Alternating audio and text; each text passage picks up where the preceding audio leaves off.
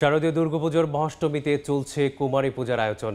ঢাকেশ্বরী জাতীয় মন্দিরে আছেন উম্মেহানি, রামকৃষ্ণ মিশনে আছেন শাতিলা শারমিন এবং চট্টগ্রামে আছেন ফেরদৌস লিপি। শুরুতে যাচ্ছি উম্মেহানির কাছে। হানি,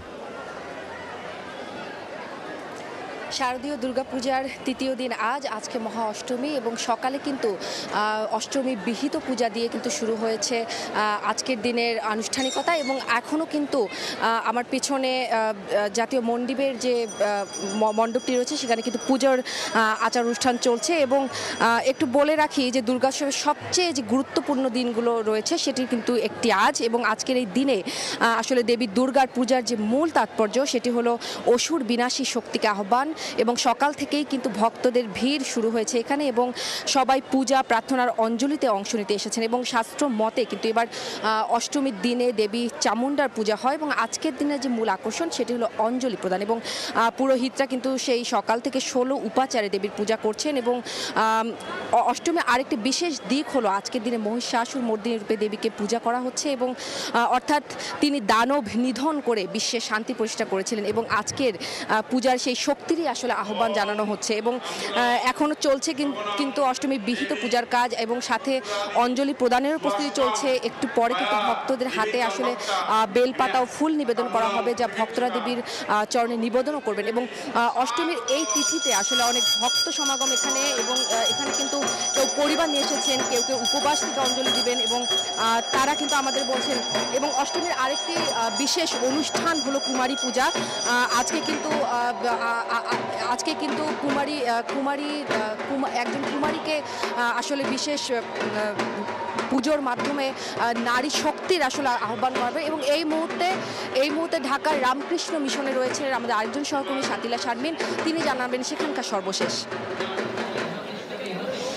হানি, যেটি আসলে আপনি যেমন জানাচ্ছিলেন যে মহা অষ্টমীর যে পূজা হচ্ছে সেই পূজা কিন্তু এখানেও চলছে। অর্থাৎ মহা অষ্টমীর যে সকালবেলা থেকে যে লগ্নটি রয়েছে, অর্থাৎ মহা অষ্টমীর যে লগ্ন যে তিথি, সেই তিথির পূজা কিন্তু চলছে। সেই পূজাটি সকাল থেকেই শুরু হয়েছে এবং এখনও পূজা চলছে। এখানে আচারগুলো যদি একটু বলি তাহলে হচ্ছে যে মন্ত্রপাঠ, এরপরে হচ্ছে সহজভাবে যদি বলি তাহলে হচ্ছে ভোগের যে প্রসাদ দেয় সেই প্রসাদ আসলে মায়ের সামনে রাখা হয়েছে। যে প্রসাদ আসলে মন্ত্র পড়ে নিবেদনের মাধ্যমে প্রতিমাকে দেওয়া হচ্ছে। এবং এই মা প্রতিমা যখন প্রসাদটি ভোগ নিবেন, গ্রহণ করার পরে কিন্তু এটা ভক্ত পূজারী বা যারা আসবেন তাদের মাঝে বিলি বন্টন করা হবে। এবং মাকে যে অঞ্জলি দেওয়ার যে রীতি, সেই রীতিগুলো কিন্তু পালন করা হবে। আপনারা দেখতে পাচ্ছেন এখানে এই যে মহা অষ্টমীর যে একটি মূল আচার থাকে, মায়ের যে 9টি রূপ, অর্থাৎ দেবী দুর্গার যে 9টি রূপ, সেই 9টি রূপকে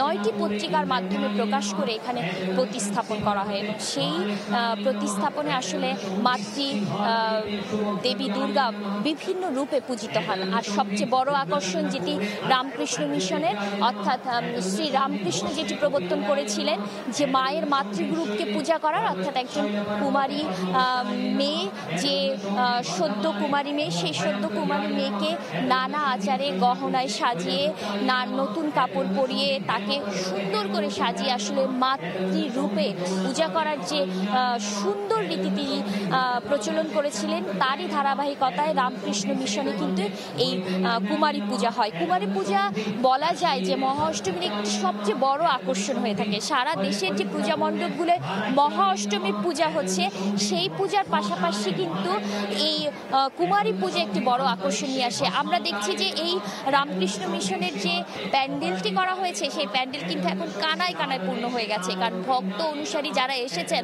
তারা কিন্তু খুবই মনোযোগ দিয়ে এই মন্ত্রপাঠ শুনছেন, তাদের আত্মাকে পরিশুদ্ধ করার চেষ্টা করছেন, প্রার্থনা করছেন সেই অসীমের প্রাণে, সেই মহাত্মার প্রাণে, যেখানে যার কাছে চাইলে, যার কাছে প্রার্থনা করলে দেশের শান্তি প্রতিষ্ঠিত হয়, মানুষের মনে শান্তি প্রতিষ্ঠিত হয়, সার্বিক উন্নয়ন হয়। বাংলাদেশের বিভিন্ন প্রান্তে আসলে এই কুমারী পূজা এবং মহা অষ্টমীর পূজা চলছে। একটু চট্টগ্রামে চলে যেতে চাই, সেখানে রয়েছেন সহকর্মী ফেরদৌস লিপি, তিনি জানাবেন বিস্তারিত। চট্টগ্রামেও কিন্তু কুমারী পূজার যে আয়োজন সেটার আনুষ্ঠানিকতা শুরু হবে কিছুক্ষণের মধ্যে। সকাল থেকে অষ্টমীর সকাল থেকে কিন্তু যে আয়োজন সেটা শুরু হয়ে গেছে। এরই মধ্যে ভক্তরা কিন্তু আসছে, আপনি দেখতে পারেন। এবং চট্টগ্রামে মূলত আসলে যে পাথরঘাটা মাতৃমন্দির রয়েছে